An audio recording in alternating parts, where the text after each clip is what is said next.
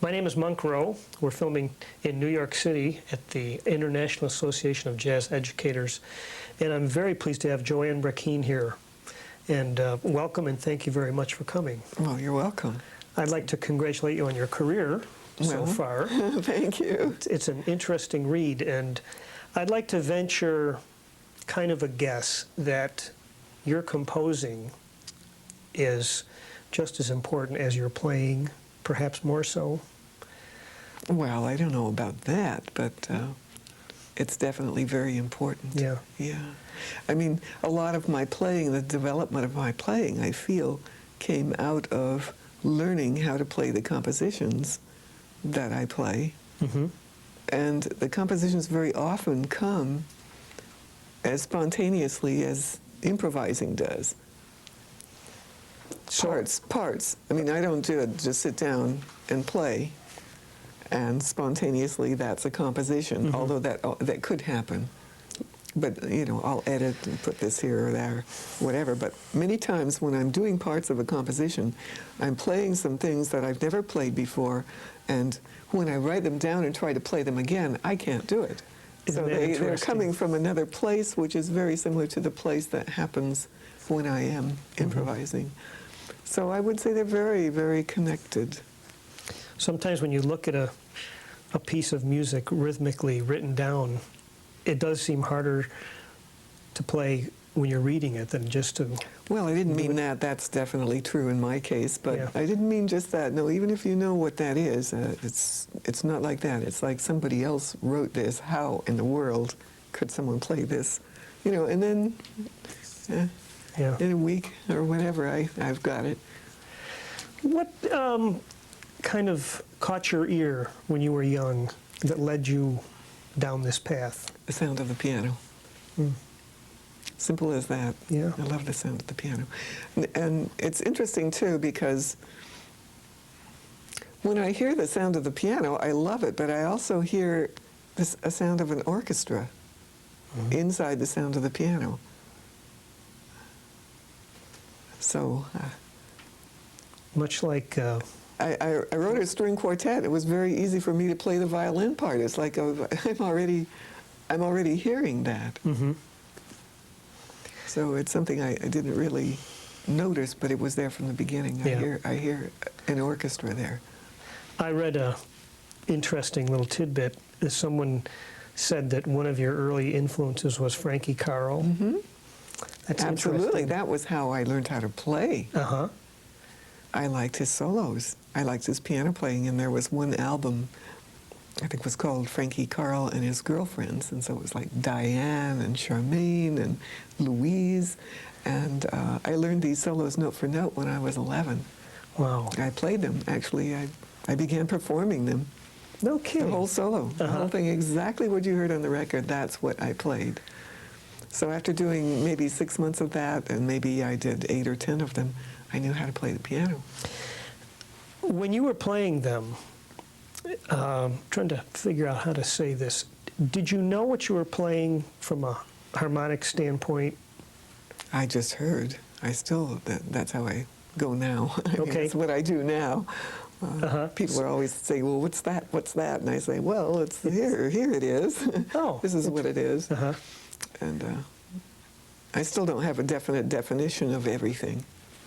Interesting. When you do a lead sheet on a new composition, I try. You can come as close as the chord language.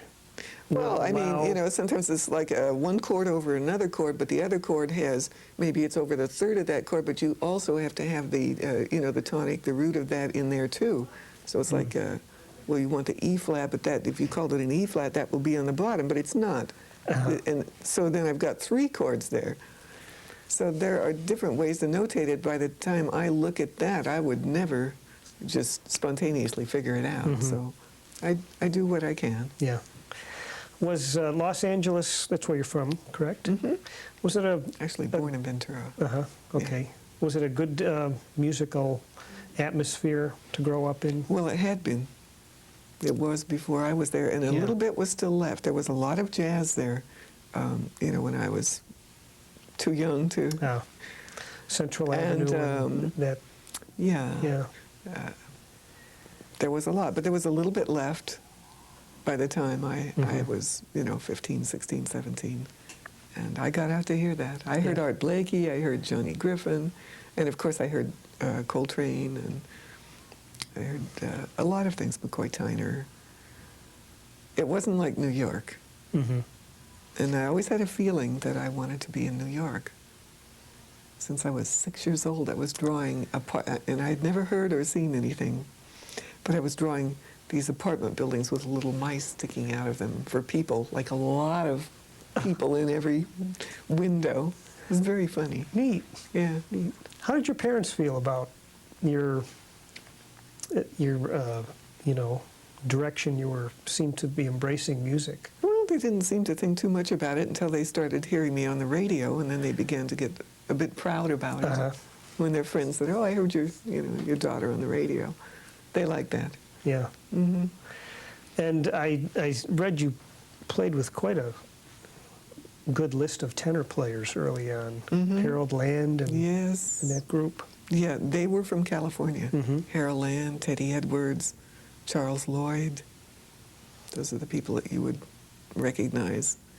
There were other people just kind of that lived in that area that you wouldn't have heard of so much. Walter Benton was Mm-hmm. one of the major people there. Ray Graziano. There were other people, but the people that we're speaking of are the ones that are kind of known all over. Uh-huh. Mm-hmm.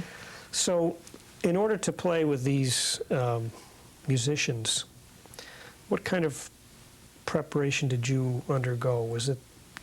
Did someone tell you to learn the standards and all No, that? nobody told me anything. No It was kidding. very weird. Yeah. They didn't have really schools that much. Mm-hmm. There was one school called the Westlake College of Music.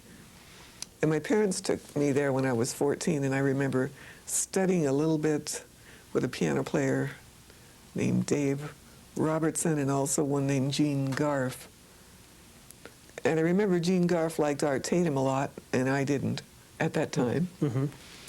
And they would give me a tune a week or something. I would learn a tune, and it would be a standard. They didn't say anything, and there was no way that you learn scales and how to play on things. They just said, here's a tune, improvise on it. So I did. It was kind of hard. But I learned how to do it. I don't know how I did. And then, of course, I heard Charlie Parker, and that did it for me when I heard that. Mm-hmm. Whatever Art Tatum had done for the previous piano teacher, Charlie Parker did that for me. And then, of course, Bud Powell. So those were my favorites, right, when I was like 17, 18. Wow. And I used to transcribe the whole thing, so I could play it on, put the record like a record like that over there. That's what we had, Yeah. the 33s. And put the record on, transcribe the bird solo and the bud solo, so I could play the whole thing, Wow. And it would be a half a tone sharp, so if it was the key of F, it would be G flat.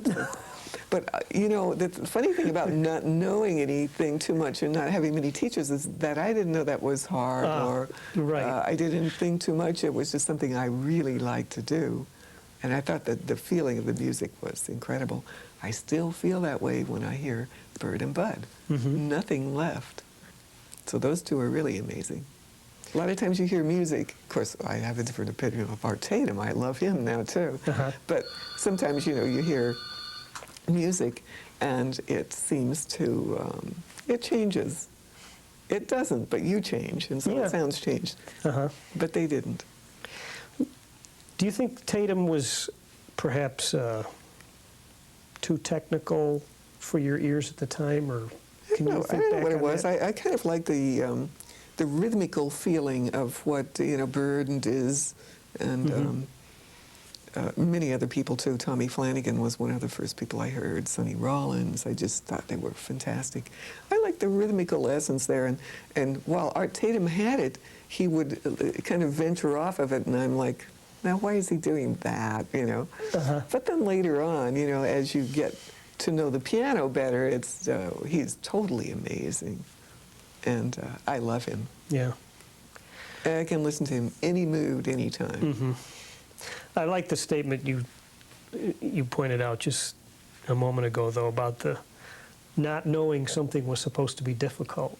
Yes. You know. I didn't know. There were no teachers then. Right. So it didn't get in your way that No. you had to play in the key of G flat, you know. No, I didn't know. I just...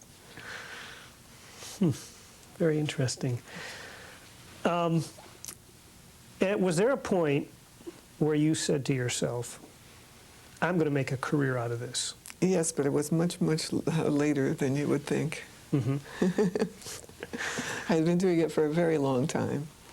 So, I would say, let's see, it was 1 year before people began to know who I was. 1968, I thought, you know, I think I want to really do this.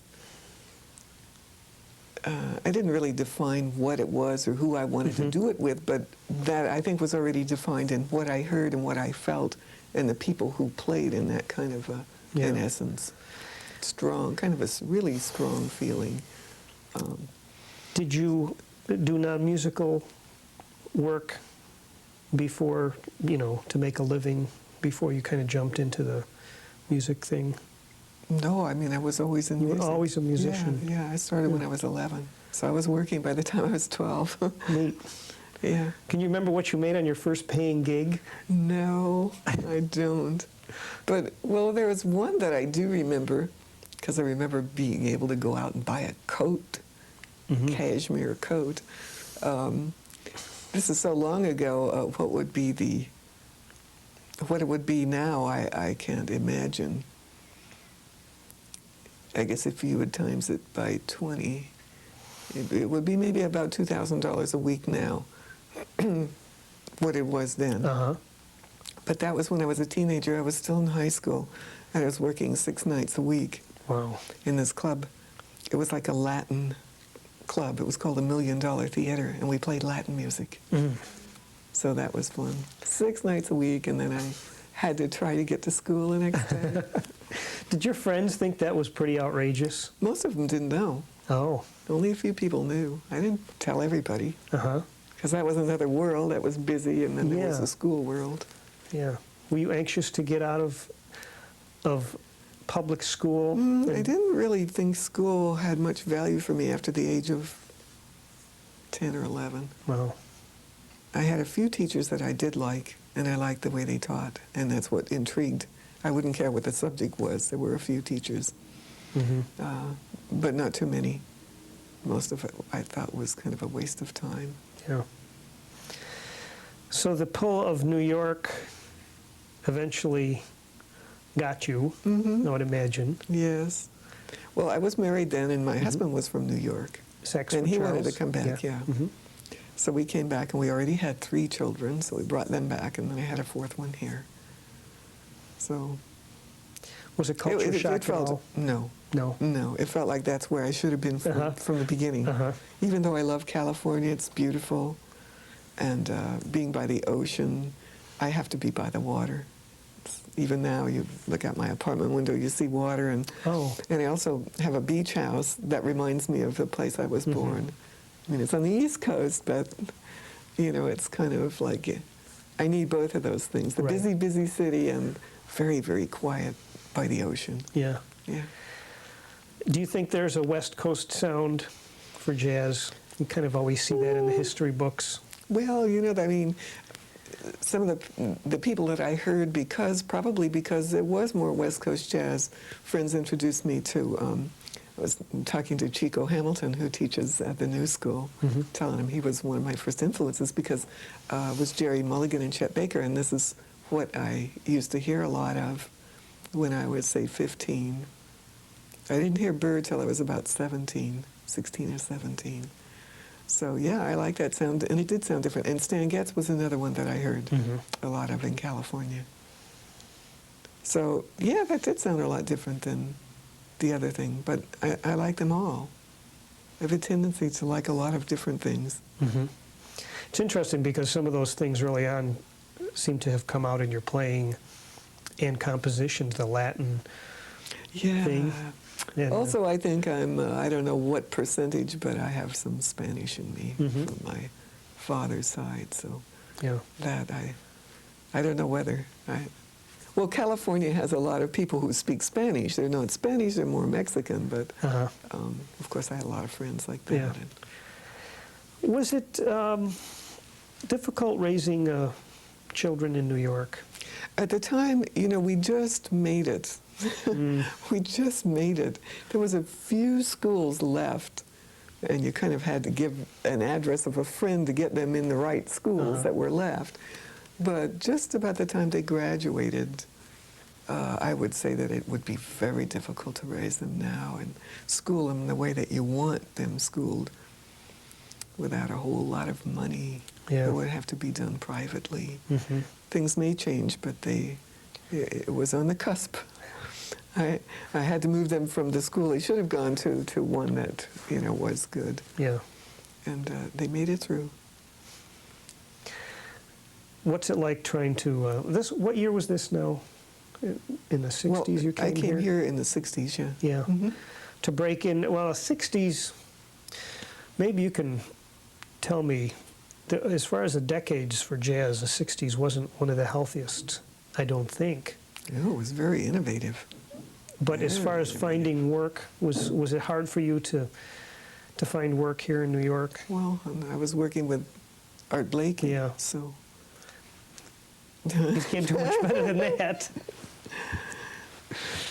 Tell me about There were a what lot that of was like. loft scenes around, you know, and a lot of just sessions people. I remember working in a club that didn't pay anything, but somehow I got hooked up with Pete LaRocca Sims and Dave Liebman, and there was if I can remember the name of the club, oh, they know. I can't remember, La Boheme. We worked there 6 nights a week, and Dave Holland used to come down. There was a lot of us that just, we would play, we would get paid something, but not what you would consider very much. And there's a lot of playing going on. I guess you absolutely innovative playing. People had their own signatures. They had their own, you know, everybody didn't sound like one person, where we have a tendency now that a lot of people tend toward that. Not that that's bad, but... Do you think that was a point I was hoping to get to eventually, so here we are. Do you think that tendency for people to kind of sound like each other is because of the education that's going on now, or what is that about?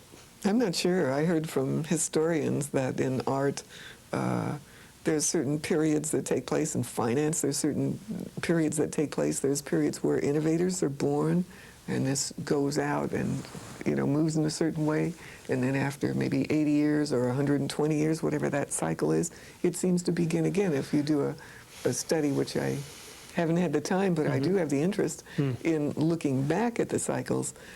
That's hard to do, though, because our cycles now with the internet and the computer are moving much differently. They're just speeded up so fast. Yeah. I mean, knowledge doubles every two and a half years, something like that. So this is, you know, it's very exciting to be here now. But to answer that question, you know, there's going to be another group. Life runs in cycles. And it's nice to enjoy the cycle that we're in. It's quite amazing. But I'm glad that I was there in the cycle that I was in. You know, where there were a lot of what we call really innovators, people really when you look seriously listening to their own voice, you know. That comes first, the spiritual aspect, and naturistical too, coming first.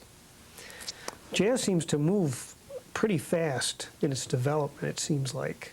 Guys like Miles, who just, when the audience catches up with him, he's onto something else.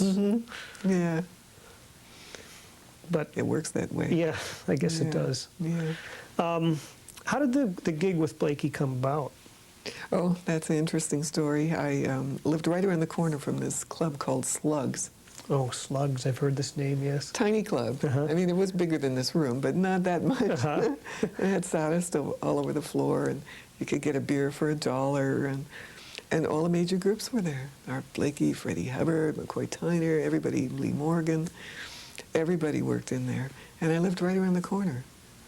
So, but I lived up like 6 flights of stairs, and I had 4 kids, and in 5 years. And they were very young, so I didn't get out too often. So one night I heard that Art Blakey was there, and I thought, oh, I got enough energy. I'm going to go around and see the band. So I'm saying this because I was kind of spaced out. It was late at night, and I also got up early in the morning. So I walked in there, and here was Art's band, and they just sounded incredible. It was amazing music. And the piano player was sitting up there, but he wasn't playing.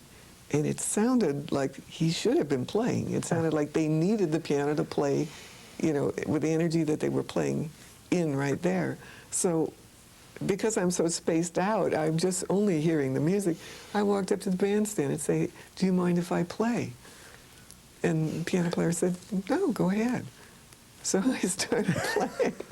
It sounds funny, but if you ever have 4 kids and you're going 6 flights of stairs up and down for everything you're doing during the whole day, Oh, wow. by the time you get to the music, it's just, you're so happy that you forget. And that's what happened.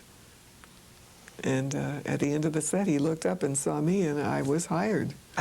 I had, that was the furthest thing from my mind. Oh, that's fantastic. Yeah. So who was in the band at that point? I'm trying to remember. Carlos Garnett was in there. I hadn't heard of him in a long time, but I see he had a record out. I think it was last year, a new CD out. Actually, the tour we did, Etta Jones was on, but she wasn't singing there. The bass player changed. It was Skip Crumby Bay, but it changed into Jan Arnett, someone from Czechoslovakia that we only saw then. Of course, we did go through several bass players and different people. And I think it was Randy Brecker, but he didn't do some of the tours with us. We had Bill Hardiman, and we also had Woody Shaw. And other tenor players came in later. Yeah. Ramon Morris. I think Buddy Terry did one job with him.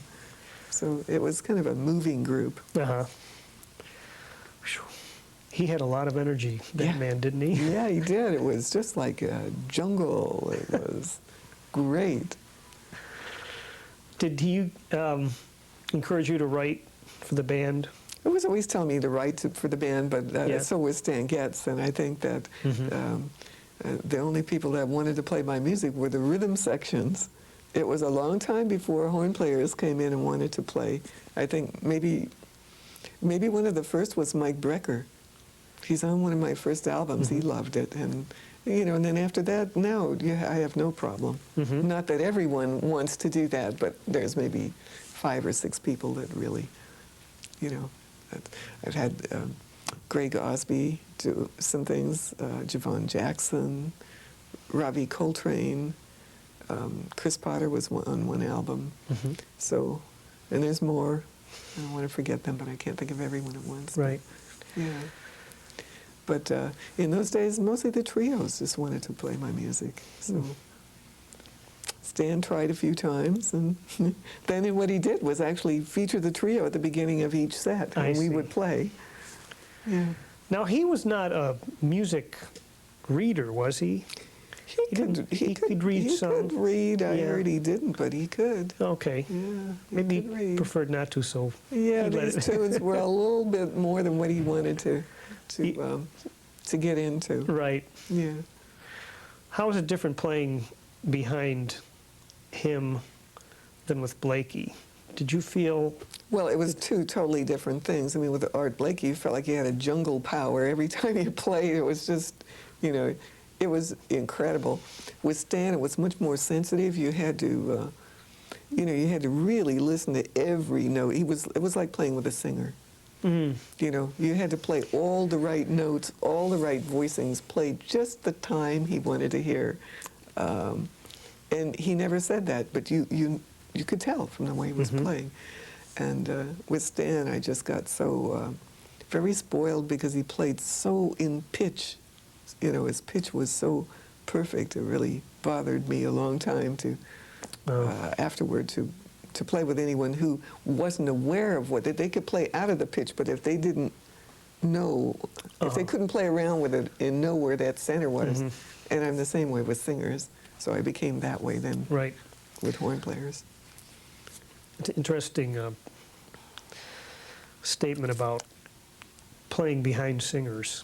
What do you tell, do you have advice for piano players when they are going to have to branch out into that kind of accompaniment? Well, I think now you just go tell them to buy 10 CDs of your favorite singer and listen to the piano player, because that's the best way, is to actually hear what the possibilities are.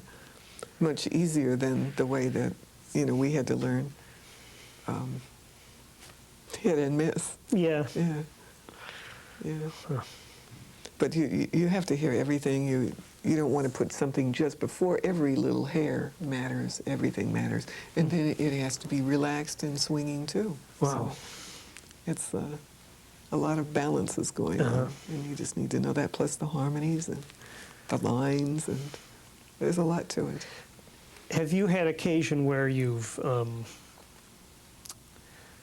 tried experimenting with maybe some substitutions or so forth with different singers, and you find that well, I not don't to do it? I don't really play with singers, but the first thing that I always tell, and not everyone does this, so you don't have to do this.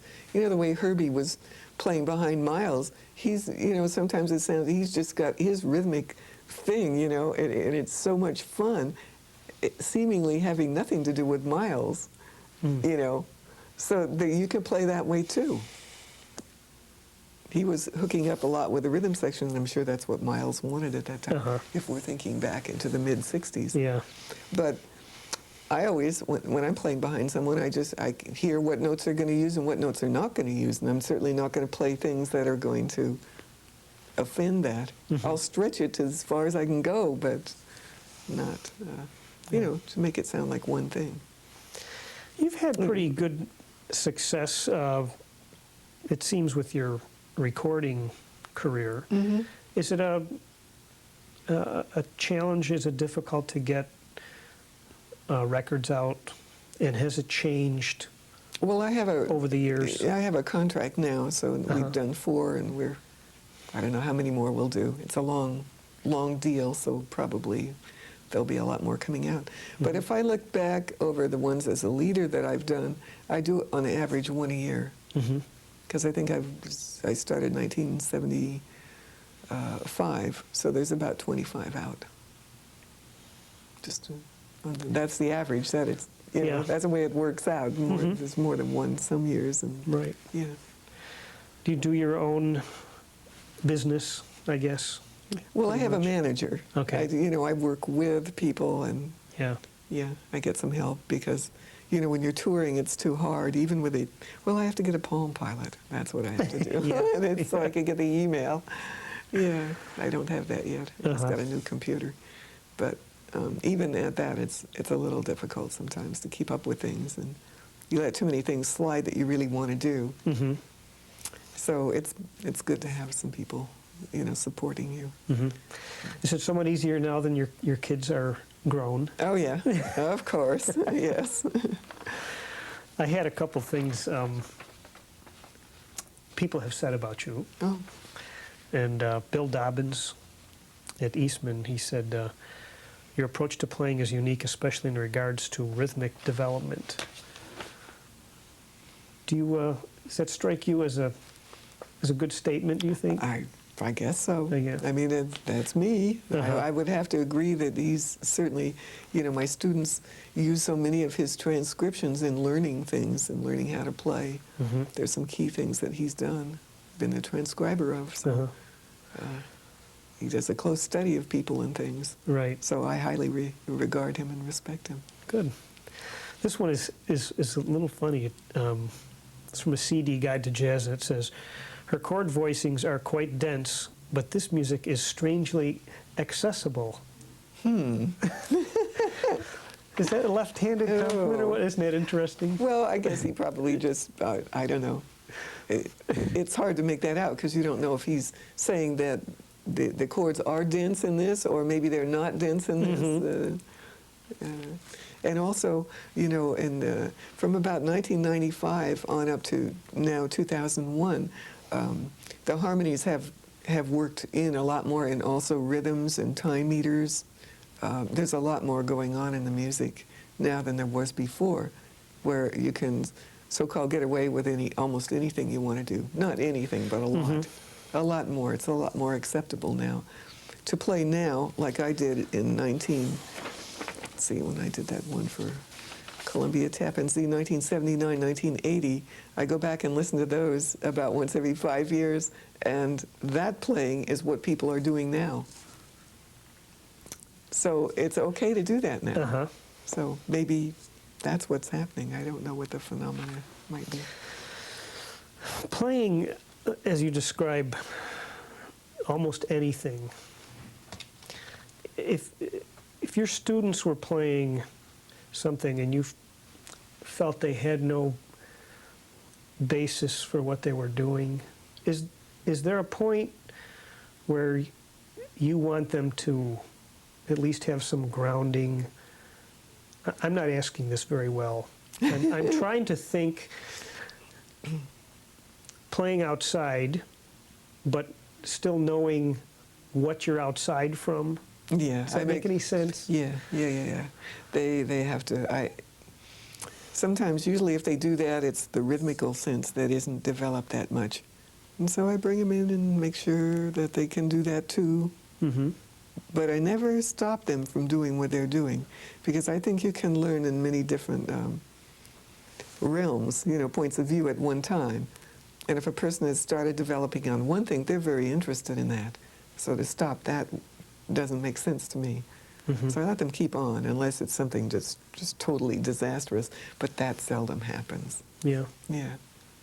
But what I'll do is give them examples and show them how important, you know, usually I'll do it through players. We've got so many players, recordings are so available. Yeah. It's easy to give references, Mm-hmm. and then they can understand. Who are your musical, pioneers for you, besides Frankie Carl? Since Well, he wasn't really a pioneer. No, I guess my not. parents had the record of him, Right. and that's how I Sure. got that. But the first people, like I think I mentioned before, Yeah. that I heard, you know, it's like, you know, Bird and Bud, Mm-hmm. and Miles, and Tommy Flanagan, Arthur Taylor, Max Roach, some of my favorite people. Mm-hmm. I guess I'm not naming bass players. They changed so much, you know.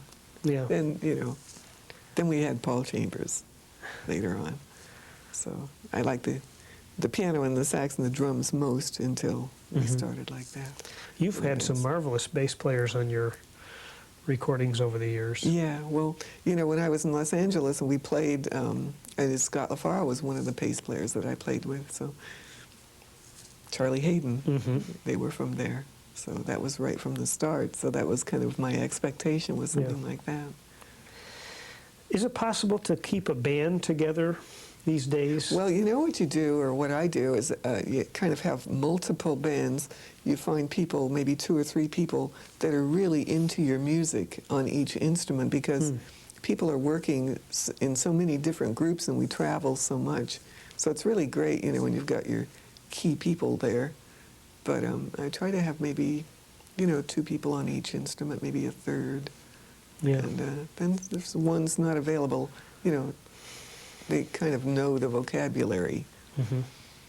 Because outside of that, it wouldn't work. Right. Yeah. I mean, I'm going to Tel Aviv next week, and I'm lucky because Ira Coleman has been working on and off with me for about 10 years. And Dion Parsons is new, but he's a friend of Ira's, so he's been working with me for about a year. So it's easy. You know, we have one rehearsal. They already have a good idea of what we might do. Uh-huh. And that way, you know, maybe there's 25 tunes, maybe we're only going to play 15, but we can decide and put something new in there. Do you find it's it difficult just to get a band and rehearse the set, this, and Yeah. then, you know. right? Do you find it different overseas as far as the audience for your music? Well, I haven't had too many calls to do that music, and Uh-huh. No, I can't say that. I do that. I work at the Jazz Standard every year here, and then I kind of work some subterranean clubs because I like to do that. Mm-hmm. So one club is, they get so many people in the club that they don't advertise. So Is that right? it's fun, yeah. Oh. Yeah. And I do that maybe 2 or 3 times Mm-hmm.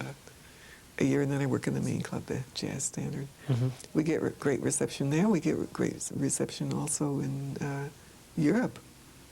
So it's hard to say. Sometimes in the European audiences, I mean, you can tell they haven't heard this kind of music. Whereas in New York, it's a great audience, but they're a little more sophisticated, maybe less jumping up and down and like little kids, you know, in Europe, and that's great. But I can't say that one is more appreciative than the other. I think that there's a lot of appreciation. The one thing that does seem to happen more in Europe is there are more venues per the population.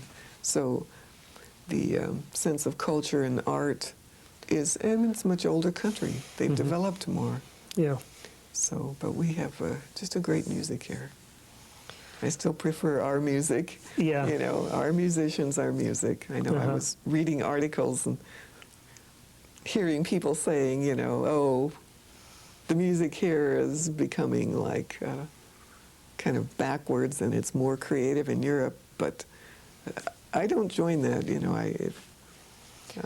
I'm kind of international. I see it all as one thing. And The term world music has entered kind of our, just as a phrase, you know, and it's amazing how fast things get spread around now with communication. And yes. I like to think of our music as world music too. Yeah, you know? well, it is. You know? Yeah, it is. I know those computers, they really do something there. Did I see you had a part in this 100 fingers? Oh, gold jazz? fingers. Gold fingers. Yeah, gold fingers. Yes, 10 piano players. And they had to go to Japan every other year. And they take what they call, what I heard, one token woman each time. Is that right? Yeah, so, and I think it was 1995. I guess that's when it was. I was the token woman. That was great. It was great. We played quite a few concerts in Japan, then we went to Korea, and then I had my own concert in China, so I just made a nice little debut around there. Wow. Yeah, it was great. We had Hank Jones and Kenny Barron and John Lewis. I'd never really hung out with these people, some of my idols from when I first started listening to music. And Cedar Walton, they put us together to do duos, and it was a lot of fun. Junior Mance, the Blues Brothers, Ray Bryant. Oh, right. I know, and Roger Calloway. I know I'm leaving Barry Harris. I'm going to leave somebody out, but Gene Harris. I'd like to hear you and Roger together, actually. Oh, wow. I think that would be quite something. We had some kind of, I don't know whether you call it a metaphysical or something that happened to me on an airplane that was really bizarre. And I mentioned it to him, and he couldn't believe it, because that had happened to him, and then I couldn't believe that could happen to anybody else. So we had that connection right away. I remember talking. I think he'll remember it, too, because it's something you don't run into. But they put him together with, was it Gene Harris? I think they would couple people together. So I was with Cedar. That's what they liked. And I think they based some on the audience, too, you know, what the audience liked. And they had Roger with Gene Harris. So we didn't stand a chance.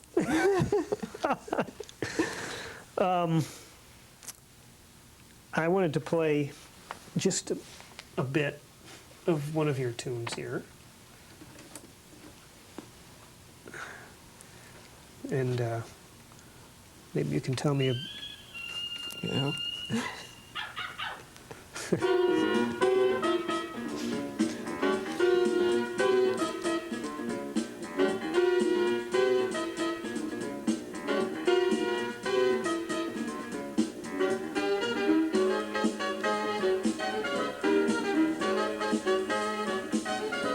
Great. It's fun.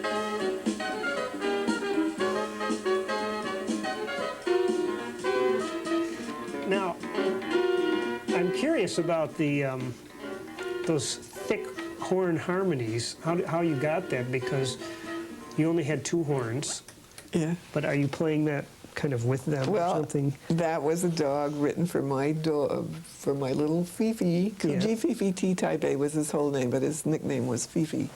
Fifi, what was his full name again? Kuji Fifi T Type A. Oh, okay. So it was a little Yorkie dog. Uh-huh. Crazy, a very crazy Yorkie dog. We had loft beds that were about up to the top of that curtain there. And if you were chopping carrots, that was his favorite thing to eat, raw carrots. He'd jump right off the loft bed. Huh. This little tiny dog. Mm-hmm. I mean, very crazy dog. And the little call at the beginning of the recording, Yes. that works for 90% of any Yorkies. You can, if you go down the street in New York and see a Yorkie and you want it to turn around and come to you, you do that. I'll be darned. In that pitch. Wow. They come. I've done it. I've seen some mad owners, too. Uh-huh. And that was Branford barking. Oh, was it Branford? Well, you asked him to do a couple different things then. He was on alto on that thing, wasn't he? Right? And you have to bark. I didn't do that. No, that was Al Foster. Oh. Because Al, I called Al. I wanted him to be the drummer, and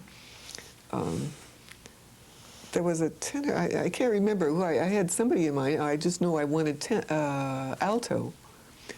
And, he said, well, why don't you get Branford? And I said, well, he's like tenor. Al says, no, I see he has an alto. I've seen it, Call him. So he kept telling me that, and finally I did. Mm-hmm. I didn't know Branford then, so I took his word for it, and then he did. He didn't have, I remember he came over, he didn't have the neck strap. So it was like playing the horn with no neck strap. No kidding. That's funny. Yeah. When you write a tune like that, early on we were kind of talked about this. So we're a result of sitting and... The dog died. So in the evening I began to feel bad, and I thought, okay, I'm going to write a tune for him. Oh. And the tune came right out. Wow. Very, very simple, but it sounds just exactly like the dog. Mm. And it's in 4/4, which I think is not a problem, but there was a town hall concert we played that Randy Brecker and Dave Liebman were the horn players, and Pat Martino was on guitar. Mm-hmm. And they were trying to get this tuned, and it was like, no, you wrote it wrong. No, it's not 4/4. You wrote it wrong. And then finally they said, no, yeah, it is, but what is this? I never thought of it that way, but that's how the dog was. So I see. You would never know what he was going to do next. Wow. He was just off the wall. Yeah. So. Well, suppose I wanted to commission you for a new piece of music. Mm-hmm. And I basically said, whatever you want. Mm-hmm. How do you start the process? Oh, I have a lot of ideas. Whatever you want. That's a pretty big field there. I think about it, and, Do you get ideas away from the piano? Well, the ideas come like in a form of energy that doesn't have a form. It's like a feel. And then I go to the piano and it comes out. Mm-hmm. That's how I translate it. But it's there before I go to the piano. However, the piano is such a great translator, almost equal to going online in the computer. How could you get online without the computer? That's how the piano is for me. It's like really makes things very easy. Huh. So I write from the piano. But it's already written before I get to the piano. So. Interesting. Yeah. You have a rhythmic feel, perhaps? Well, it's hard to define it. Yeah. It's a whole thing. Mm-hmm. Yeah. You seem to be someone who is always searching for something new to me. Yeah, I was thinking in the taxi on the way up here, I'm really happy I'm living in these times now, because I've always been kind of like that, and now the outside world is as crazy as I was on the inside. And I feel good. I feel like really more at home. Oh, that's very interesting. It is, yeah. certainly is. The world caught up with you. With whatever it was in me, I don't know. Yeah. Are you a technical-oriented person? No. No. Yeah. But I don't have anything against it. You know? Yeah. I mean, you still like to write your music with a yeah, pen I and- do. You know, I do. I have the computer now that will work that way easily. I just got it last week, so I probably will end up having to do it the other way. That's for sure. Yeah. But naturistically, yeah, I like to just write it out. Right. Is it possible to tell students something extra to prepare themselves to make a living with this kind of music? Well, they should be very serious about the music, and if they are a student in school, that's what they really should be delving into. At the same time, they should be thinking, you know, where they would like to present this music, how they would like to present it too. I don't really teach that, but if they ask me, I certainly try to help them. Mm-hmm. Is there... A lot of them just want to teach as well. So, yeah. and then some want to perform. I try to just prepare them for what it is they think they want to do. Mm-hmm. I don't tell them what they should do or what they want to do. I just kind of let them be the guide. Mm-hmm. Are there musicians out there that would be on your wish list to either record with or for you to hire? Well, I just saw Russell Malone, but downstairs we were, Bob at Arcadia, Bob Carsey, and I were talking about maybe doing a duet album at some point. Not right now, but at some point. And I knew I wanted Russell to do one with Russell. Mm-hmm. So another one might be Sonny Rollins. I haven't talked with him yet, though. Yeah. That would be really fun. Uh-huh. I would like that. So He's kind of a... I'm not sure what word to use. You don't hear that much from him, and then he comes out with another album. But yeah, he's great. Another person I really like is, well, the couple Chick and Gail. Chick You know, Chick Corea Corea. and Yeah, Gail, yeah. yeah. I really like them. I'd like to do something with them. Oh, you know, I didn't even know that they still together and working. Okay, Oh, yeah. I'm glad to hear that. Come on, yeah. Yeah, well, I see them usually here in New York. So it's home base for them. Yeah. You have any kind of spiritual connection with your music? Well, in I've your always life been like into metaphysics. Uh-huh. It wasn't until after my grandmother died that they finally told me she was a metaphysician. You know, You know, You're gonna have to they wouldn't explain. let this you're going to have to explain what you mean by that for me. metaphysician. That's somebody who does. They visualize. They can image certain things, either for their self or someone else, and the thing will take place, and it could be something really bizarre, but if they get the feeling of it and can see it, it happens. So I think I just picked that up from my grandmother without even knowing. So I do a lot of things in that way without even knowing, expecting everyone to understand what I'm doing and how I'm doing it. And I think little kids, that's why I feel really close with little kids, because they can do that. Oh. I always feel, I'm always looking at them, you know. Even a little kid, I saw Channel 13, the little kiddies program, they hardly even talk, so it's got to be like 1 year old. They had a program for little kids, and I'm like 10 minutes watching this program. I don't know, there's something, it's nonverbal, but it's very, very definite, and it brings results in the visible world. Yeah. So I love things like that. So that's one of my hobbies. Yeah. Yeah. What kind of reading do you like to do? Well, that part of would it, be big part that of it. would be it. Yeah. That would just be mostly. I like some biographies too, but someone comes up with something, I'll read it. I don't go searching for things. Yeah. There's so many things to do. I hope you keep writing. You have a very distinctive sound to your work. Thank I think. you. Thanks. And Yeah. Well, I have 2 new CDs that they're not out yet, and they both have new compositions on them. One I recorded live at the Jazz Standard, that was with Negro, my regular drummer, and Ira Coleman and Ravi Coltrane.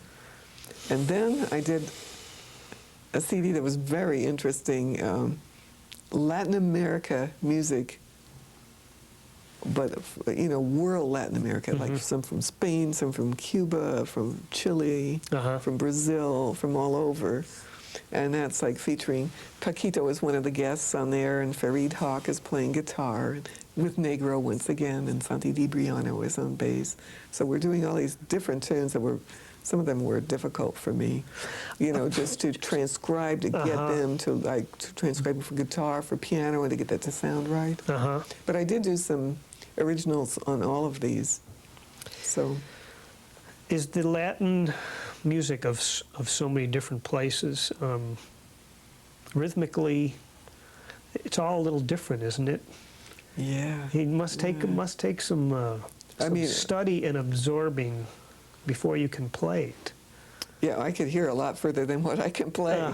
But Negro was so perfect. He can do anything I write, anything I do. He's right there, just right on it. So it was a lot of fun, and those should come out this year. So I'm looking forward to that. It would be fun to tour doing some of that music. And Paquito knew everything. These tunes that I thought were really, I went to Hawaii and they had this one tune. Nobody would know that. No piano anywhere near that with a singer. And he says, oh, that's, Oh, gee. I know that, yeah. And he started playing he knew every tune I had on the album.